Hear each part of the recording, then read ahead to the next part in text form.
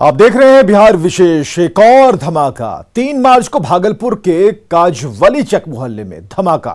3 मकान पूरी तरह से सबितोष, 15 की मौत और ठीक 6 दिन बाद 9 मार्च को गोपालगंज के बथुआ बाजार में धमाका होता है। एक की मौत होती है और साल की शुरुआत में एक हफ्ते के भीतर एक के बाद एक इन बम धमाकों से लोग दहशत में हैं।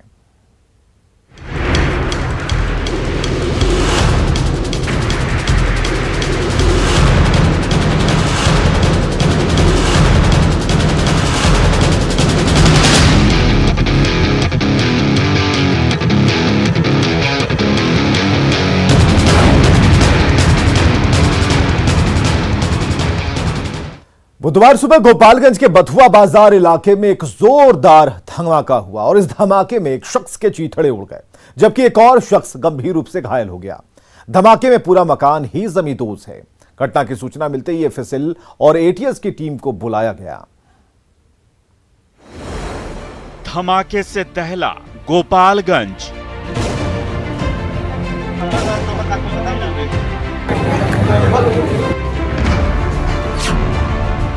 बथुआ बाजार में विस्फोट।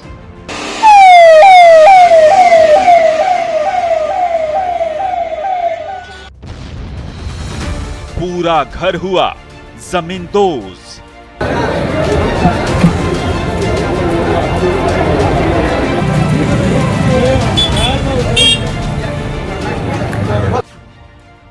शव के उड़े चीथड़े।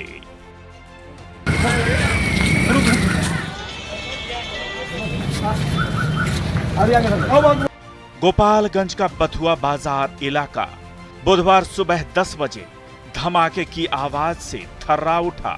लोग अपने अपने काम में लगे थे और कुछ लोग काम के लिए निकल रहे थे। तभी बथुआ बाजार के इस मकान में हुआ एक जबरदस्त धमाका।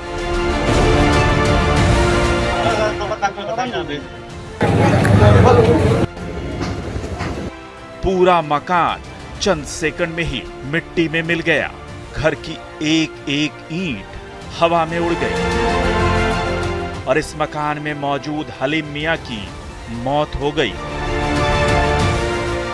अभी हम मौजूद है गोपालगंज के बथुआ बाजार में, जहां पर आज सुबह बड़ा बम धमाका हुआ है। हम आपको तस्वीरें दिखाएंगे कैसे बम धमाके के बाद मकान पूरी तरीके से धराशायी हो गया। ये वही जगह है और ये वही मकान है जहां पर आज जो है बम धमाका हुआ है और इसी मकान में बम धमाका हुआ है। आप तस्वीरों में देख सकते हैं किस तरह से मकान का पूरा मलबा जो है दूसरे मकान के छतों पर जाकर गिरा है और वहाँ पर पुलिस इस वक्त है और वो पुलिस जाँच कर रही है। इसके अलावा जो गोपालगंज के एसपी और डीएम है वो भी घटनास्थल पर मौजूद है, पूरे मामले की जाँच किए हैं। इसके अलावा जो है एफएसएल की टीम है वो बुलाई जा रही है और बम निरोधक दस्ता की टीम भी बुलाई गई है ताकि सही तरीके से जांच हो सके और एटीएस की जांच के बाद ही यहां पर लोगों को किसी तरह से आने और जाने की अनुमति दी जाएगी। फिलहाल यह जो इलाका है पूरी तरीके से रिहायशी इलाका है और इस रिहायशी इलाके में इतनी बड़ी जो है बम धमाका हुआ है, जाहिर तौर पे है कि इस धमाके की पीछे राज क्या है, सच क्या है, इस पूरे मामले की अब जांच होनी है। जांच के बाद ही पुलिस स्पष्ट बता पाएगी कि यह धमाका आखिरकार कैसे हुआ। क्या फिर एक बार गोपालगंज को दहलाने की साजिश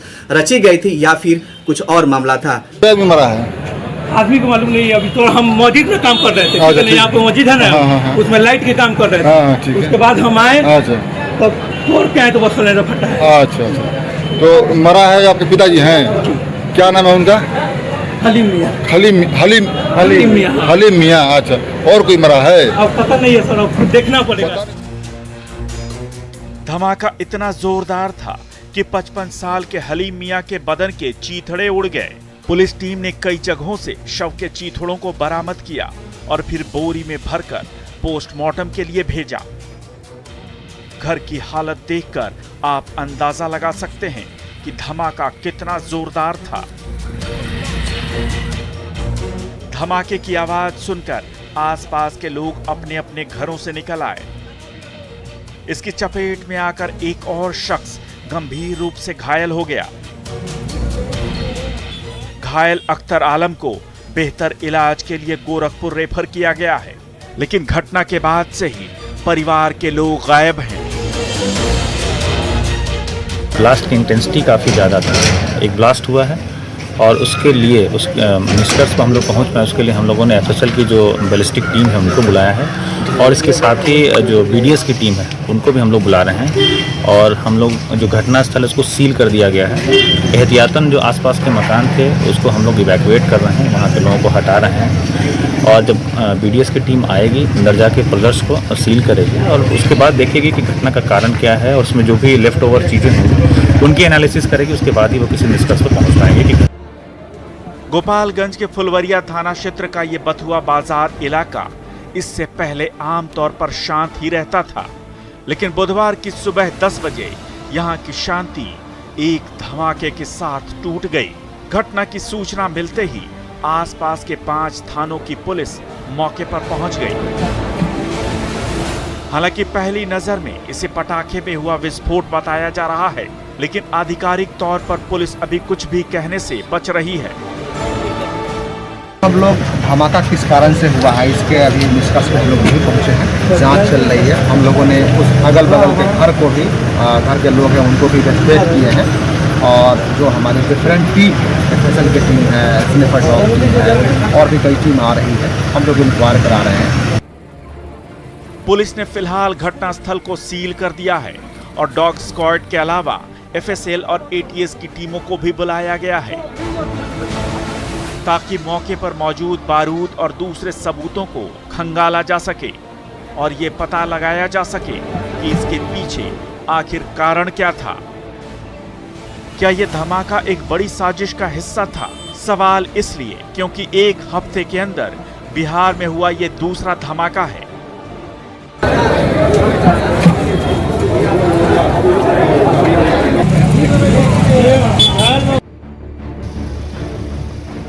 पिछले हफ्ते भागलपुर के काजवली चक मोहल्ले में हुए धमाके को भी पहली नजर में अवैध पटाखा फैक्ट्री में हुआ हादसा बताया जा रहा था, लेकिन जब कड़ियां जुड़ी तो इसके तार आतंकियों और नक्सलियों से भी जुड़ रहे हैं।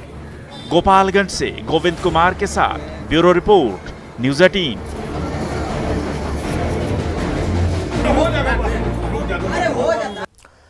तो गोपालगंज से पहले 3 मार्च को भागलपुर के काजीवली चक मोहल्ले से एक मकान में जबरदस्त धमाके की गूंज सुनाई थी। शुरुआत में इसे एक पटाखा फैक्ट्री में हुआ धमाका बताया जा रहा था, लेकिन जैसे जैसे इस मामले की जांच आगे की तरफ बढ़ रही थी, चौंकाने वाले खुलासे भी हो रहे थे। मुख्य संदिग्ध आरोपी मोहम्मद आजाद ने पुलिस की ताबड़तोड़ छापेमारी से घबराकर सोमवार को सरेंडर कर दिया और उसके बाद जांच टीम रिमांड में लेकर उससे पूछताछ कर रही है। छानबीन में प्रेशर कुकर मिलने के बाद इस मामले के तार नक्सलियों और आतंकियों से भी जुड़ते नजर आ रहे हैं और माना जा रहा है कि इस मामले में कोई बड़ा खुलासा हो सकता है। भागलपुर का काजवली चक मोहल्ला,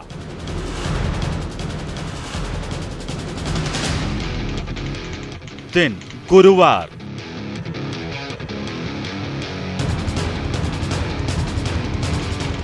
तारीख 3 मार्च 2022।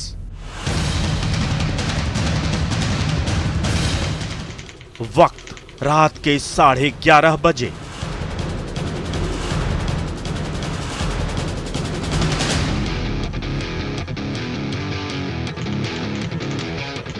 एक जोरदार धमाका,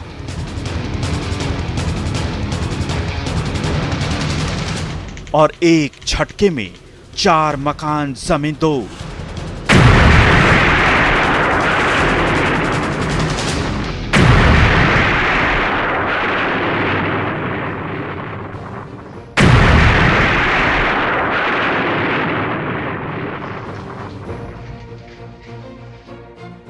हर तरफ अफरा तफरी, धूल और धुएं के गुबार में पूरा मोहल्ला ढक गया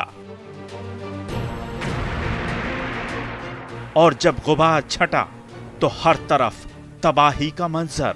धमाके की भयावहता का अंदाजा लगाना किसी नौसिखिए के लिए भी मुश्किल नहीं, लेकिन शुरुआत में पुलिस इसे पटाखा फैक्ट्री में धमाका बताती रही। पर जैसे जैसे जांच आगे बढ़ रही है, वैसे वैसे जांच की दिशा नक्सली और आतंकी कनेक्शन से जुड़ रही है। हर दिन SIT और ATS को नई लीड मिल रही है और मामले में नए खुलासे हो रहे हैं। भागलपुर ब्लास्ट मामले में नई एक तस्वीर जो सामने आई है उसके मुताबिक यहाँ पे प्रेशर कुकर बम बनाने की आशंका जताई गई है। जिस तरह से जो एसआईटी है जब मुआयना करने पहुंची घटनास्थल की तो वहां से कई प्रेशर कुकर बरामद हुए हैं और अब इसकी जांच जो है वो एफएसएल भागलपुर के द्वारा किया जा रहा है।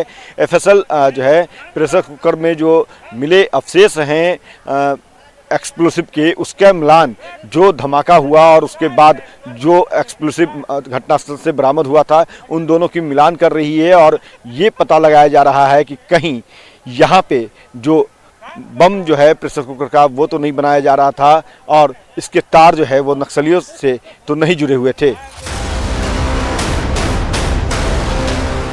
भागलपुर के काजवली चक मोहल्ले में 3 मार्च की रात हुए धमाके में 15 लोगों की मौत हो गई थी। एसआईटी और एटीएस की टीमें लगातार संदिग्ध आरोपियों की गिरफ्तारी के लिए दबिश दे रही थी। घबराकर मुख्य संदिग्ध आरोपी मोहम्मद आजाद ने सोमवार को कोर्ट में सरेंडर कर दिया। कोर्ट से 3 दिन की रिमांड मिलने के बाद जांच टीम ने बबरगंज थाने में मोहम्मद आजाद से घंटों पूछताछ की। फिर देर रात उसे कहीं और ले जाया गया। माना जा रहा है कि जल्द ही विस्फोट मामले पर जांच टीम कोई बड़ा खुलासा कर सकती है। सकते हैं कि ये बबरगंज थाना है और इसी में जो है काजवेली चक विस्फोट मामले के मुख्य आरोपी जो है मोहम्मद आजाद, जिनके घर में विस्फोट हुआ था, उनको देर शाम जो है यहाँ पर पुलिस लाई थी रिमांड पर और घंटों यहाँ पर पूछताछ की गई थी उससे और लगातार जो है पूछताछ करने के बाद जो है यहाँ से पुलिस रात में ले गई है। धमाके के बाद जांच टीम ने आसपास के घरों में सर्च ऑपरेशन चलाया था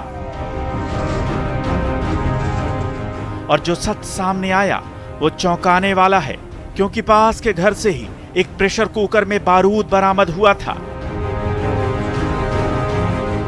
माना जा रहा है कि इस धमाके में प्रेशर कुकर बम का इस्तेमाल किया गया होगा। अगर वाकई धमाके में प्रेशर कुकर का इस्तेमाल हुआ तो इसके तार नक्सलियों से जुड़ सकते हैं। इस खुलासे के बाद से पुलिस प्रशासन के हाथ पांव फूल गए। जानकारों के मुताबिक माओवादी और नक्सली धमाके के लिए प्रेशर कुकर बम का इस्तेमाल करते हैं, लेकिन जांच टीम आतंकी एंगल से भी मामले की जांच कर रही है। जांच में फोरेंसिक टीम की भी मदद ली जा रही है। विशेष टीम बनाई गई है और विशेष टीम के द्वारा जो अनुसंधान के बिंदु हैं उसमें मुख्य रूप से बारूद का किस तरह का मिश्रण था, किस तरह से ये घटना हुई है और कहां से ये बारूद आया, इन सभी बिंदुओं पर पुलिस के द्वारा तहकीकात की जा रही है। जांच में सामने आया है कि इसके तार बंगाल और यूपी से भी जुड़ रहे हैं। इस बात की भी पड़ताल की जा रही है कि बारूद में किस प्रकार का मिश्रण मिलाया गया था। अभी किस पर्टिकुलर संगठन पर या किस पर्टिकुलर व्यक्ति पर या किस पर्टिकुलर जिले में वो जा करके क्या सूत्र मिल रहा है वो जानकारी अभी है भी नहीं और अभी ये चूंकि अनुसंधान और छापामारी का विषय है इसलिए अभी इस पर कुछ कहना भी उचित नहीं है। जैसे ही सूचनाएं इकट्ठी होंगी, एविडेंस सामने आएगा, गिरफ्तारी होगी, आपके साथ में शेयर किया जाएगा। कांड के पहले संदिग्ध आरोपी नवीन मंडल को भी हिरासत में लेकर पुलिस पूछताछ कर रही है। विस्फोट में नवीन मंडल के दोनों पैर जख्मी हो गए थे। पुलिस की पूछताछ में वो बार बार बयान बदल रहा है, साथ ही वो इस मामले में खुद को पाक साफ बता रहा है। सब कैसे बनाते थे और कैसे विस्फोट हुआ? तो हम लोग तो प्लेट का ही काम करते थे शुरू से। कौन बनाता था? वो लोग तो बगल में निर्मला देवी बनाती थे। और आजाद वो लोग नहीं करते थे। तो आप लोग को कैसे, आप भी तो बनाते थे पहले, कोई पूछताछ हुई अभी तक? पुलिस आई थी पूछने के लिए? कल आई थी। क्या पूछी? वही पैर के बारे में पूछ रहे थे। कैसे क्या हुआ घटना? हाँ, यही सब बारे में पूछ रहे थे। क्या बताया आपको? तो बताएं कि मेरे पैर जो है छज्जे गिर गया था, रूम में सोए हुए थे, वही सब। आपकी संलिप्तता जाहिर की जा रही है। आप भी इसमें कैसे बम बनाते थे? हम कहाँ बनाते थे? तब कौन बनाते? जब हम बनाते तो खुद यहाँ जिंदा थोड़े रहते हम यहाँ पे, हम भी तो मृत्यु घोषित हो जाते हैं। ब्लास्ट के बाद भागलपुर पुलिस अब अलर्ट मोड में है।